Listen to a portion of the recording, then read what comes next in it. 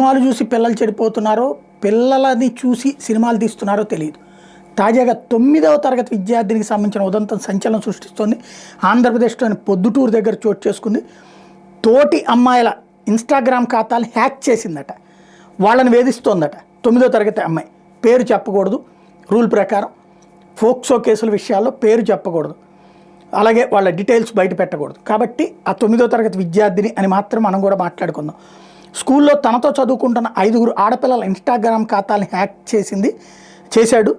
వాళ్ళ వ్యక్తిగత ఫోటోల్ని, మెసేజ్ని ఇతర క్లాసుల మగపిల్లల మొబైల్ నెంబర్లకు పంపి కొన్ని నెలలుగా వేధిస్తున్నాడు 9వ తరగతి అబ్బాయి. విషయం తెలుసుకున్న స్కూల్ టీచర్లు 4 రోజుల క్రితం ఆ స్టూడెంట్ని పిలిచి తీవ్రంగా మందలించి కొట్టారట.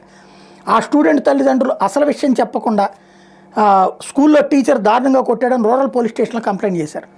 దీంతో వేధింపులకు గురైన ఆడపిల్లల తల్లిదండ్రులు ఇప్పుడు పోలీసులను ఆశ్రయించడంతో అసలు విషయం బయటపడింది. ఆ విద్యార్థి తమ పిల్లలను వేధించిన వైనం మీద ఫిర్యాదు చేశారు. దీని మీద Proddatur MEO Savitramma, rural CI Balamaddileti స్కూల్లో జరిగిన సంఘటన మీద విచారించారు. సదరు విద్యార్థులను వేధించింది వాస్తవమేనని, అంటే ఆ కుర్రోడు ఆ పిల్లోడు మిగతా అమ్మాయిని వేధించింది వాస్తవమేనని నిర్ధారించారు.